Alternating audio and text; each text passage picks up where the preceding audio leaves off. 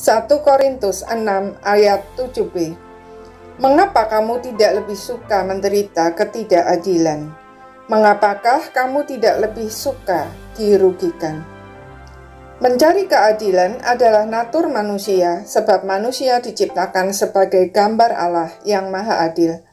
Orang yang membiarkan dirinya ditindas dan diperlakukan tidak adil berarti ada masalah.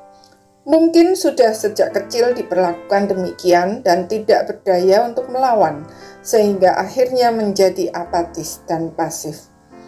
Meskipun demikian, jika kita melupakan aspek yang lain, yaitu kesatuan tubuh Kristus, penyangkalan diri, dan kemuliaan Allah, perjuangan kita melawan ketidakadilan bisa justru menjadi bumerang yang berbalik menghancurkan diri kita sendiri dan mempermalukan nama Tuhan. Itulah yang terjadi di jemaat Korintus. Mereka demikian gigih dalam mencari keadilan sehingga mereka lupa bahwa mereka adalah anak-anak Allah.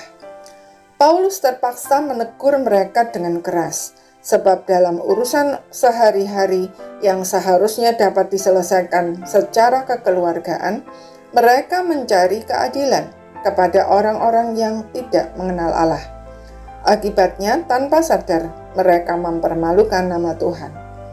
Tentu saja bukan berarti orang percaya tidak boleh berurusan dengan pengadilan negara. Dalam kasus yang membutuhkan legitimasi secara hukum, memang tidak bisa dihindari.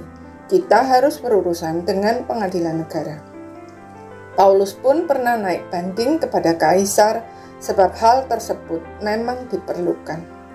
Namun, apakah semua hal harus diselesaikan dengan cara itu? Sampai di mana keadilan itu harus kita kejar? Di dunia berdosa ini, apakah ada keadilan yang benar-benar adil? Bukankah kita juga sering bersikap tidak adil? Jika Tuhan mau menerapkan keadilannya, maka kita semua binasa. Agar kita tidak binasa, Tuhan Yesus harus mengalami perlakuan tidak adil yang paling tidak adil.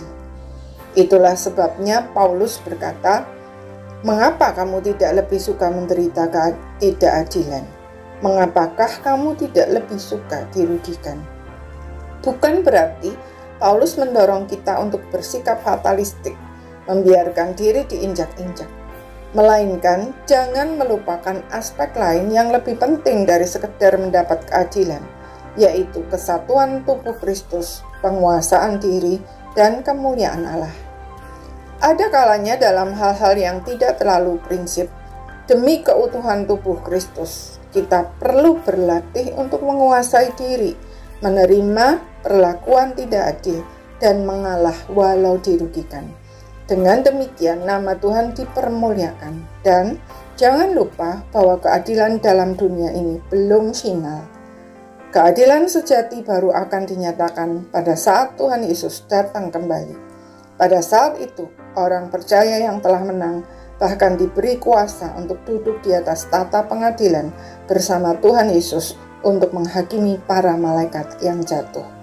Jadi, teruslah memperjuangkan keadilan, tetapi jangan melupakan yang jauh lebih penting, yaitu kesatuan tubuh Kristus, penguasaan diri, dan kemuliaan Allah. Amin.